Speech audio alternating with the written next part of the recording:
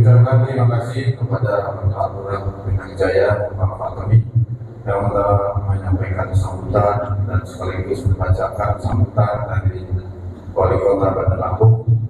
Bapak dan Ibu, para hadirin sekalian, sampailah kita pada acara inti, yaitu Mau'izatul Hasanah selama hikmah nuzul Quran yang insyaallah akan disampaikan oleh Al-Mukarram Ustaz Bapak Ridwan Said Al-Hafiz dari Pondok Pesantren Al-Kiram. Kepada beliau Bapak Ustaz dengan hormat kami persilakan. Izin Lurah. Ya Allah. Berdiri nggak apa-apa? Berdiri.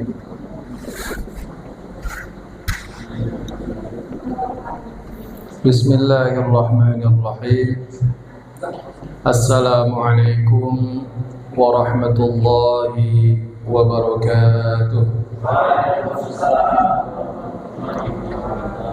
Alhamdulillahi wahdah, sadaqa wa'dah, wa nasara 'abdah, wa a'azza jundahu, wa hazamal ahzaba wahdah. Asyhadu an la ilaha illallah wahdahu la syarika lah, wa asyhadu anna sayyidana Muhammadan abduhu wa rasuluhu la nabiyya ba'dah. Allahumma salli wa sallim wa barik ala sayyidina Muhammadin wa ala alihi wa ashabihi wa man tabi'ahum bi ihsanin ila yaumil qiyamah. Rabbi shrah li sadri wa yassir li amri wa hlul 'uqdatam min lisani yafqahu qawli. Allahumma anfa'na bima 'allamtana wa 'allimna ma yanfa'una wa zidna ilma ma ba'd. Wa qala subhanahu wa ta'ala fi kitabihil karim, Syahrul Ramadhan alladhi unzila fihi al-Qur'an hudan lin-nasi wa bayyinatin minal huda wal furqan. Al-ayah. Wa qala alaihi salatu wassalam, khairukum man ta'allama al-Qur'ana wa 'allamah, atau kama qala an-nabi sallallahu alaihi wasallam. Yang kami muliakan, yang kami hormati para alim, para ulama, yang kami muliakan, yang kami hormati Bapak Ketua Masjid Bapak Salam beserta seluruh jajarannya, yang kami muliakan, yang kami hormati Bapak Lurah dan seluruh jemaah bapak-bapak dan ibu-ibu yang sama-sama mengharapkan ridho Allah Subhanahu wa ta'ala. Marilah kembali kita pada malam hari ini bersyukur kepada Allah dengan sebenar-benarnya rasa syukur, karena barusan saja kita telah melaksanakan perintah yang besar, yakni sholat isya dengan berjamaah sekaligus disambung dengan sholat tarawih. Mudah-mudahan amalan-amalan kita diterima oleh Allah Subhanahu wa ta'ala. Bapak dan Ibu sekalian, sholat berjamaah di bulan Ramadan ini bukan perkara yang sepele. Ini perkara yang luar biasa. Bahkan Nabi Muhammad SAW dalam satu hadis telah memberitahu kepada kita, man shallal maghriba fi jama'atin hatta yanqadhiya syahru ramadhana faqad akhadha min lailatul qadri bihadhin wafir. Barang siapa yang melaksanakan sholat maghrib dan sholat isya dengan berjamaah sampai habis bulan Ramadan, jadi full tanggal 1, tanggal 2, tanggal 3 sampai malam takbiran full berjamaah sholat maghrib dan sholat isya. Siapa yang bisa melakukan seperti itu, maka kata Nabi, sungguh orang tadi telah mendapatkan bahagian dari malam Lailatul Qadar dengan bahagian yang sangat besar menurut Allah yang maha besar. Jadi mau dapat Lailatul Qadar itu, Pak, sholat maghribnya sendirian, sholat isyanya sendirian, habis itu masuk ke masjid iktikaf sampai subuh, gak tidur sama sekali, itu ndak ada apa-apanya dibandingkan orang yang sholat maghrib isya dengan berjamaah, habis itu dia tidur, bangun sahur. Besaran orang yang melaksanakan maghrib isya dengan berjamaah daripada dia tidak sama sekali melaksanakan sholat berjamaah, tapi dia begadang semalaman suntuk zikir. Itu namanya ketipu setan. Jadi mudah kan Pak mendapatkan Lailatul Qadar? Khairum min alfi syahr itu maksudnya apa?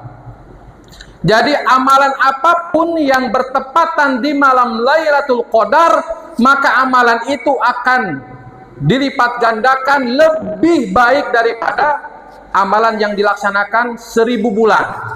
Lebihnya kita tidak tahu apakah 1 tahunkah, apakah 2 tahunkah.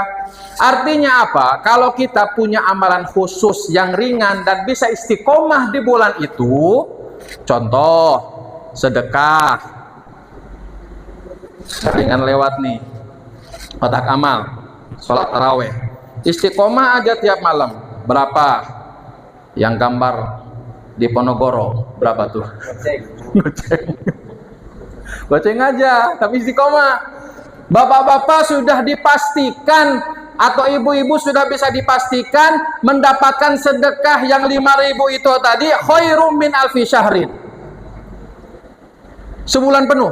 Kan kita tidak tahu kapan bulan Lailatul Qadar. Tapi kalau sebulan penuh maka sudah bisa dipastikan amalan tersebut bertepatan dengan malam Lailatul Qadar. Maka alhamdulillah ini masih ada kesempatan kita bulan Ramadan sekarang masuk di tanggal 16 17 ya. Maka malam hari ini adalah malam 17. Diingatkan kita dengan nuzulul Quran, diturunkannya Al-Quran. Bulan yang di dalamnya diturunkan Al-Quran, maka bulan tersebut akan menjadi khairus syuhur. Telah dijadikan oleh Allah Subhanahu wa ta'ala sebagai khairus syuhur, sebaik-baik bulan. Malam yang di dalamnya diturunkan Al-Quran, maka malam itu adalah khairul layali, sebaik-baik malam. Maka itulah disebut dengan malam Lailatul, karena Al-Quran dulu diturunkan malam itu Qadar. Tadi sama Pak Imam dibaca surat Al-Qadar. Inna anzalnahu fi Lailatul Qadri. Sungguh kami telah menurunkan Al-Quran di malam Lailatul Qadar. Bapak sekalian, bahkan bukan hanya saja Al-Quran, seluruh kitab-kitab samawi, mulai daripada kitab Zabur diturunkan kepada Nabi Daud itu di bulan Ramadan. Selanjutnya kitab Taurat kepada Nabi Musa di bulan Ramadan. Setelah itu kitab Injil kepada Nabi Isa di bulan Ramadan. Terakhir Al-Quran kepada Rasul Sallallahu Alaihi Wasallam di bulan Ramadan, bertepatan dengan malam Lailatul Qadar. Artinya apa? Apapun yang berhubungan dengan Al-Quran, maka sesuatu tersebut akan dimuliakan oleh Allah. Al-Quran diturunkan di tengah-tengah kita sebagai umat Rasulullah SAW, maka umat ini disebut dengan khairu ummah. Al-Quran diturunkan kepada sosok Nabi Muhammad SAW, maka Al-Quran tersebut sebagai Nabi Muhammad SAW sebagai imamul anbiya wal mursalin. Tuh hebatnya Al-Quran. Apapun bendanya yang hubungan dengan Al-Quran, siapapun orangnya yang hubungan dengan Al-Quran, maka pasti benda dan orang tersebut akan dimuliakan. Contoh, mushaf Al-Quran, walaupun terbuat daripada kertas buram, adakah orang berani hari ini menjual kiloan ke pasar untuk jadi bungkus gorengan? Ada? Nggak ada. Tapi walaupun kertasnya mengkilap, tapi di dalamnya tidak ada lafaz-lafaz Al-Quran, di dalamnya tidak ada lafaz hadis, maka orang berani jual kiloan ke pasar untuk bungkus-bungkus makanan. Betul? Maka jangan remehkan Pak, mushaf Al-Quran. Maaf, tak sedikit kita saksikan di kampung-kampung. Insya Allah sini nggak ada Pak. Ya, insya Allah nggak ada. Saya baik sangka nih. Terutama pas yasinan. Ya, malam Jumat buat yasinan. Oh hebat, bagus yasinan. Tapi terkadang sayang, membagi-bagikan mushaf Yasin itu tak ubahnya seperti membagikan premi kartu gaple. Gimana ngebaginya, Pak? Ya Allah ya Karim, ini nggak beradab dengan Al-Quran. Jangan pernah kita, Pak, meletakkan mushaf Al-Quran di bawah. Mulai hari ini kalau kita dapati di riungan-riungan Yasinan kita belum berani menegur secara umum, maka kita langsung sadar diri, ambil itu Yasin, taruh mungkin di situ ada, taruh di atasnya. Di situ mungkin ada meja, taruh di atasnya. Siapa tahu di situ ada ridha Allah. Memang dahulu pernah terjadi ahli maksiat. Lewat situ jalan dilihatnya tergeletak ada lembaran-lembaran Al-Quran yang tercecer, maka di dalam hatinya ada ta'zim dengan Al-Quran. Ahli maksiat, maka dia ambil itu lembaran Al-Quran, di sampingnya ada pohon besar yang tinggi, dia naik ke atas, itu ditaruh di pucuk yang paling atas. Allah ridha dengan kelakuannya, akhirnya diampunkan seluruh dosanya oleh Allah Subhanahu wa ta'ala. Kita tidak tahu di mana, maka penting sekali kita untuk memuliakan mushaf Al-Quran. Jangan pernah kita meletakkan sejajar dengan kaki. Jangan pernah kita meletakkan sejajar dengan pantat kita. Itu kalamullah, ibu-ibu, bapak-bapak. Kalamnya zat yang telah menciptakan 7 petala langit, 7 petala bumi. Tentunya kita harus hormati. Di Pakistan banyak ulama, tapi ada satu tempat yang ulamanya lebih banyak dari tempat yang lain. Diteliti ternyata mereka secara umum masyarakatnya takzim dengan Al-Quran. Kalau ada baca Al-Quran di sana, Pak, kita ngadep kiblat nih, sok kedua atau sok ketiga, tidak sok pertama. Badan kita dibalikan ke belakang, Pak. Jangan sampai mushaf Al-Quran, jangankan ditaruh di belakang, di punggungi pun mereka nggak tega melihatnya. Diputer badan kita, Pak. Ke jemaah-jemaah yang pernah ke sini dari India, Pakistan, Bangladesh itu takzim, Pak. Kalau kita di sana, kita biasa kan di Indonesia, pengalaman pribadi nih, Pak, pengalaman pribadi. Ya kita biasa baca Al-Quran, diputer badan kita, balik sana, katanya. Ini Al-Quran dipunggungi sama saudara kamu di depan. Tuh, sampainya seperti itu, Pak. Takzim dengan mushaf Al-Quran. Apapun bendanya ada hubungan dengan Al-Quran, kita harus muliakan. Hadirin bapak-bapak dan saudara-saudara sekalian yang dimuliakan oleh Allah Subhanahu wa taala, maka oleh karena itu pertama tadi nasihat terakhir dari Pak Wali Kota lagi. Bu Wali Kota. Apa terakhir tadi katanya? Pak Lurah, tanamkan kecintaan dengan Al-Quran mulai dengan membacanya, mengamalkan dan menyampaikan. Saya garis bawahi yang terakhir. Tahu bapak-bapak, ibu-ibu dengar nggak tadi? Itu terakhirnya. Maka pertama langkah awal sebagai cinta kita dengan Al-Quran sesuai dengan ayat pertama turun di Gua Hira. Apa ayatnya tadi?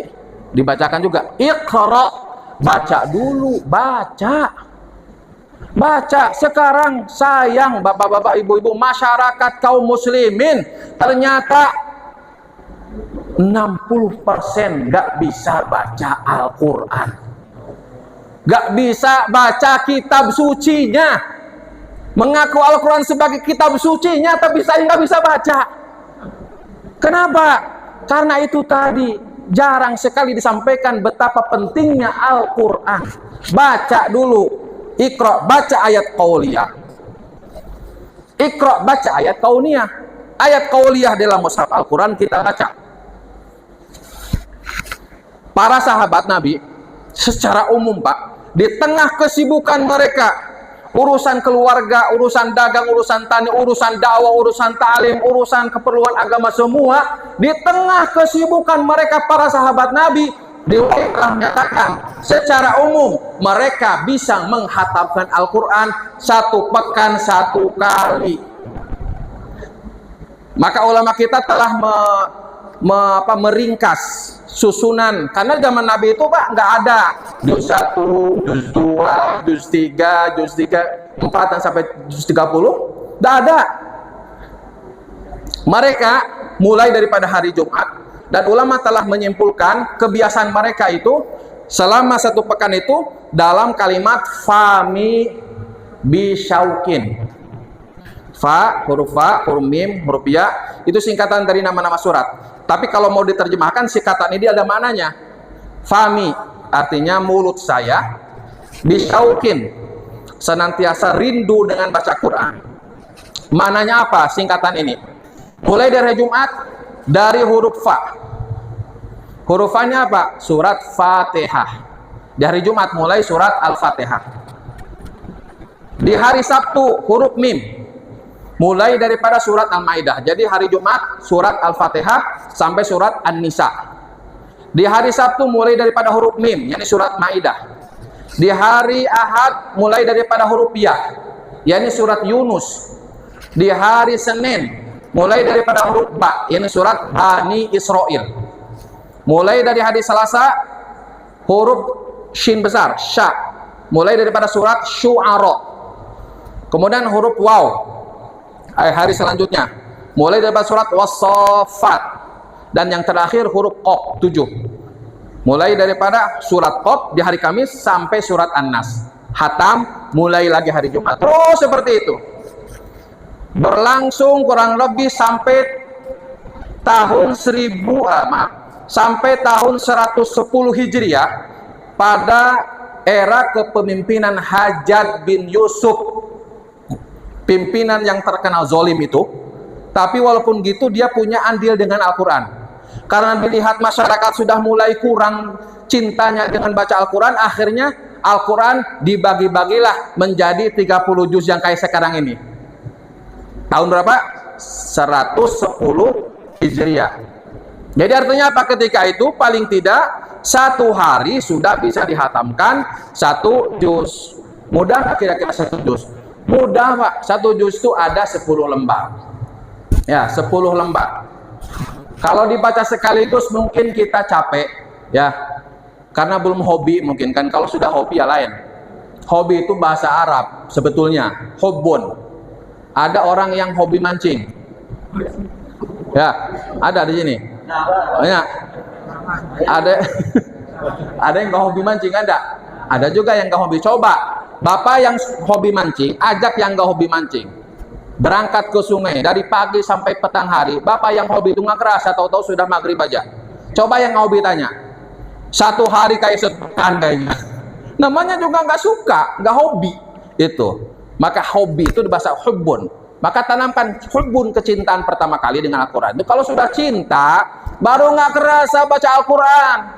Ya, kayak kita buka ini, setan gepeng. Nih Pak, punya setan gepeng semua kan? Nah, setan gepeng nih. Gara-gara ini orang nggak baca Quran. Coba buka, scroll nggak kerasa. Tahu-tahu nah sudah 1 jam. Tahu-tahu sudah jam 11, ya kan? Mau tidur lihat HP, bangun tidur lihat HP, mau makan lihat HP, semua lihat HP. Quran banyak ditinggalkan. Jangan sampai kita termasuk orang-orang yang dirisaukan Nabi, didoakan Nabi dalam Al-Quran. Nabi pernah doa dulu Pak, sampai dibuat ayat, turunkan ayat oleh Allah. Wa qala ar-rasulu ya rabbi inna qaumi ittakhadhu hadzal qur'ana mahjura. Rasul berkata, ya Allah, kaumku telah menjadikan Al-Quran ditinggalkan, kata Nabi. Nah, untuk mensiasatinya 1 juz 1 hari bagaimana? 10 lembar. Sholat sehari ada 5 waktu. Kita bagi yang 10 bagi 5. Subuh 2 lembar. Kalau dibaca langsung 2 lembar mungkin berat. Sebelum subuh 1 lembar. Habis subuh 1 lembar. Sebelum zuhur 1 lembar, habis zuhur 1 lembar. Sebelum asar 1 lembar, habis asar 1 lembar. Sebelum maghrib 1 lembar, lepas maghrib 1 lembar. Sebelum isya dan setelahnya 1 lembar, 1 lembar. Setelah itu tak terasa sudahlah kita menghatamkan 1 juz. Dibuat setiap hari, tak terasa 1 bulan kita sudah hatam 1 juz. 1 juz. 1 hari hatam Al-Quran maksud saya.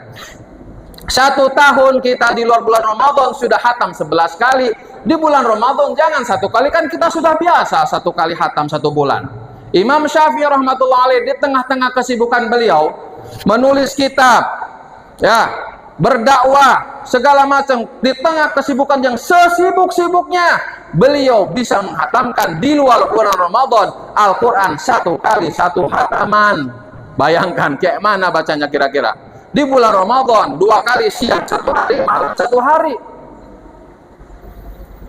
Hadirin bapak-bapak dan saudara-saudara sekalian yang dimuliakan Allah Subhanahu wa ta'ala, maka oleh karena itu kita belajar mulai Ramadan hari ini, ya, jangan sampai kita lewat bulan Ramadan gak hatam Al-Quran. Itu namanya keajaiban dunia.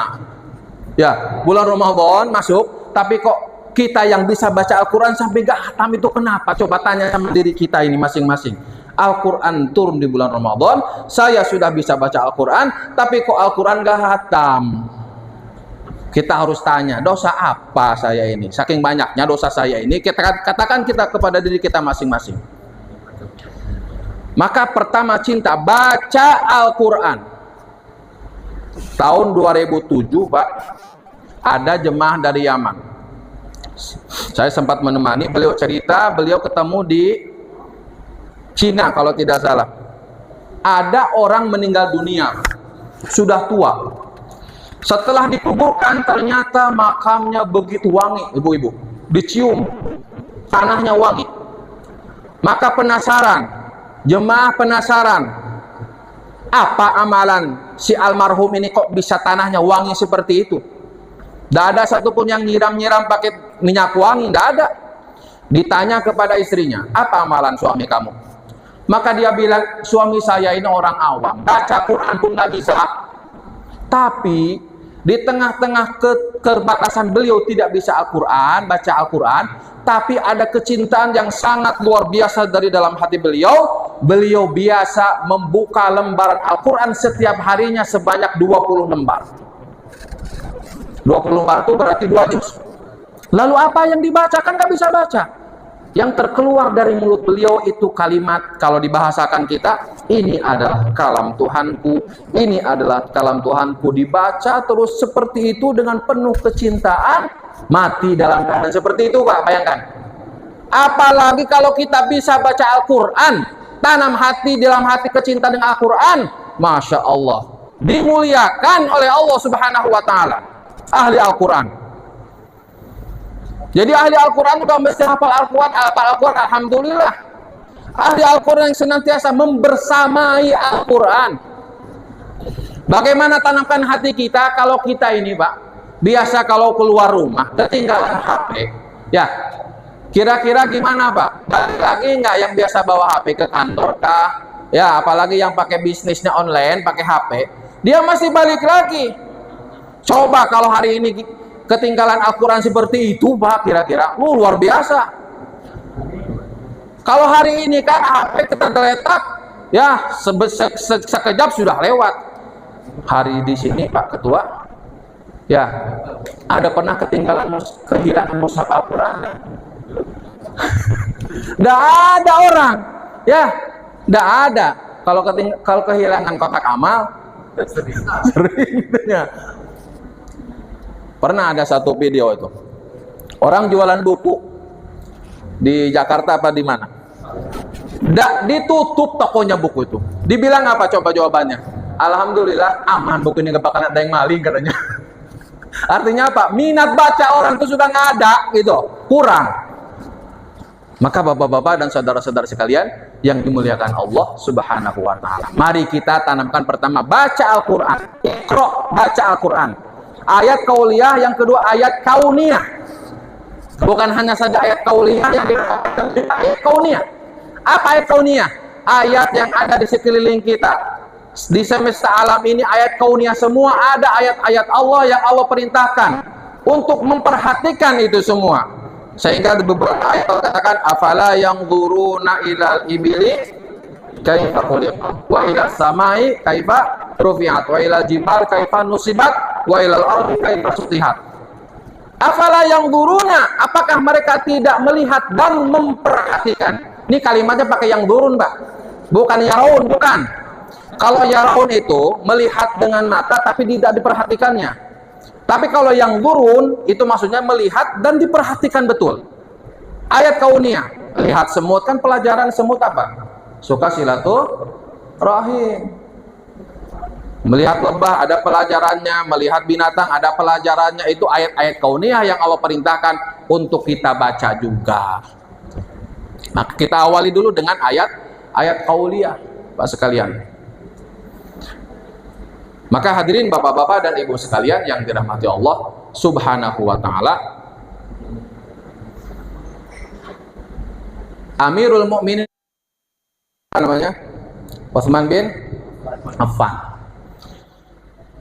Selama hidup beliau sampai 2 mushaf koyak gak bisa dibaca lagi, saking seringnya beliau membaca mushaf Al-Quran.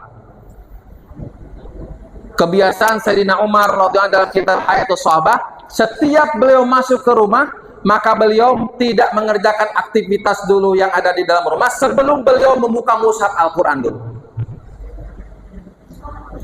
Bahkan kata Nabi Muhammad SAW dalam satu hadis qudsi, man syaghalahul Qur'anu an dzikri wa mas'alati, barang siapa yang disibukkan dengan Al-Quran sampai nggak sempat berzikir, nggak sempat subhanallah, alhamdulillah, nggak sempat lagi, pokoknya Quran lagi, wa mas'alati, nggak sempat lagi doa Allahumma ya Rabbi Rabbi, macam-macam doa, nggak sempat lagi.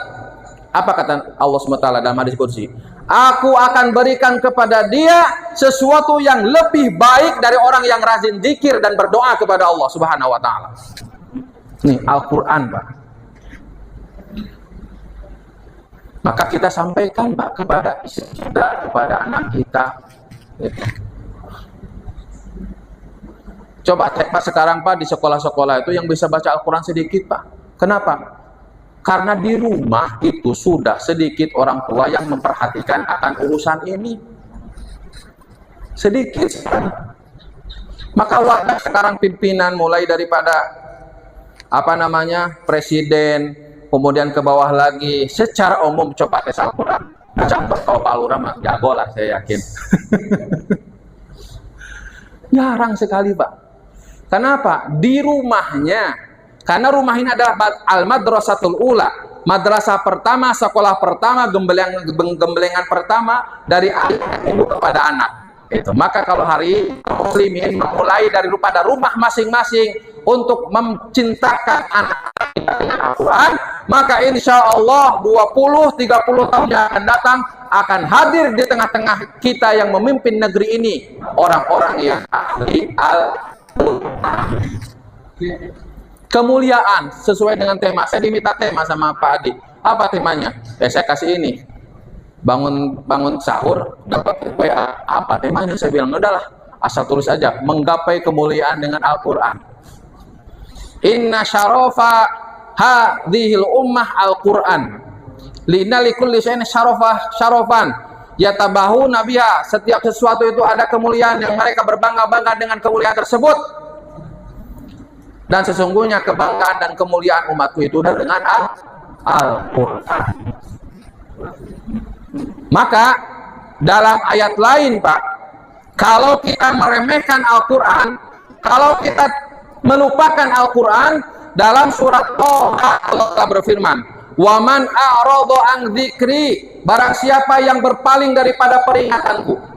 Ada yang mentafsirkan berpaling daripada Al-Quran, melalaikan Al-Quran, tidak membaca Al-Quran, fa inna lahu ma'isyatan dhanka, maka di dunia akan dikasih kesempitan hidup yang sesempit-sempitnya. Wa nasyuruhu yaumal qiyamati a'ma, dan di hari kiamat kami akan bangkitkan dia dalam keadaan buta.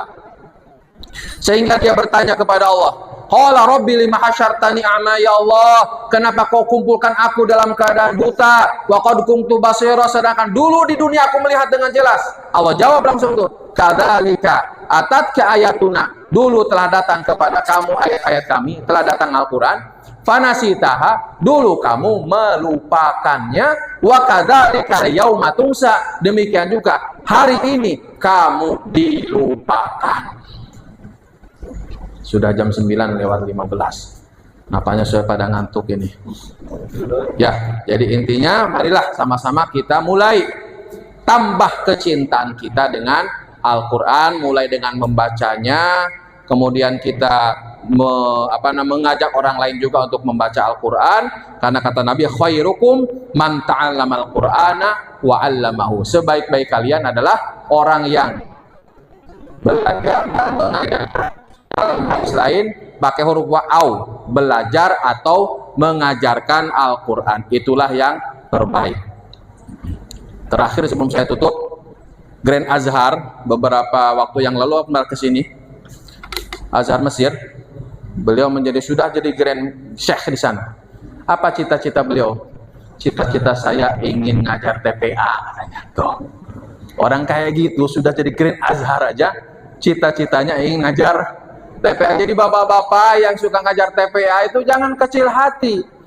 Siapa yang dikasih Al-Quran oleh Allah, ya, kenikmatan bisa mengajarkan Al-Quran, bisa menghafalkannya, tapi dia menganggap kepada orang lain yang diberikan dari segi keduniaan itu yang lebih mulia daripada dia, maka sungguh orang tadi telah menghinakan Al-Quran. Jadi suatu kehormatan bisa mengajar anak-anak TPA, karena yang diajarkan itu udah alfaz, rangkaian huruf-huruf Arab yang bisa jadi Al-Quran, bisa hadis Nabi Muhammad SAW. Mudah-mudahan acara Nuzul Quran ini sama-sama memberikan motivasi baru bagi kita semua untuk sama-sama kita tingkatkan kecintaan kita dengan Al-Quran, dan juga kita sampaikan kepada saudara-saudara kita betapa pentingnya untuk sama-sama belajar Al-Quran. Yang benar mutlak milik Allah, kesalahan dan kekeliruan daripada hambanya. Mudah-mudahan Allah SWT terima majelis kita. Subhanallah bihamdihi, subhanakallahumma wa bihamdika, asyhadu an la ilaha illa anta, astaghfiruka wa atubu ilaik. Wassalamualaikum warahmatullahi wabarakatuh.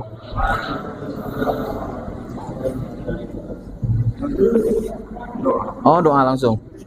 Baik, kita akhiri dengan doa. Al-Fatihah. A'udzu billahi minasyaitonir rajim. Bismillahirrahmanirrahim. Alhamdulillahirabbil alamin, arrahmanir rahim, maliki yaumiddin. Iyyaka na'budu wa iyyaka nasta'in. Ihdinas siratal mustaqim. Shiratal ladzina an'amta 'alaihim ghairil maghdubi 'alaihim waladdallin. Allahumma shalli ala sayyidina wa habibina wa syafiina wa maulana Muhammad sallallahu radhiyallahu tabaraka wa ta'ala an kulli sahabati rasulillahi ajma'in. Alhamdulillahi rabbil alamin. Hamdan yuwafi ni'amahu wa yukafi mazidah. Ya Rabbana lakal hamdu kama yanbaghi li jalali wajhikal karim wa 'azimi sultanik. Rabbana zalamna anfusana wa illam taghfir lana tarhamna lanakunanna minal khasirin. Allahumma ihdinas siratal mustaqim, siratal nabiyyin was-siddiqin wasyuhada was-salihin. Allahumma ij'alna hudatan muhtadin ghairu dhallin wa la mudillin.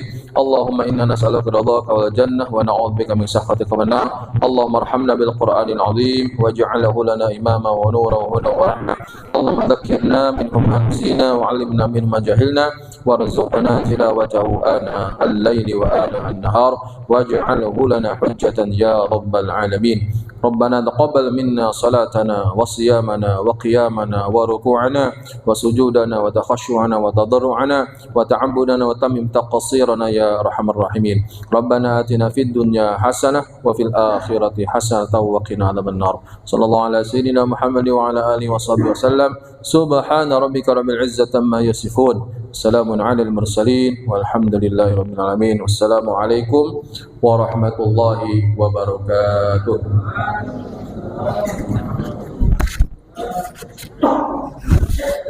Jazakallah khairan kepada Mukarram Ya.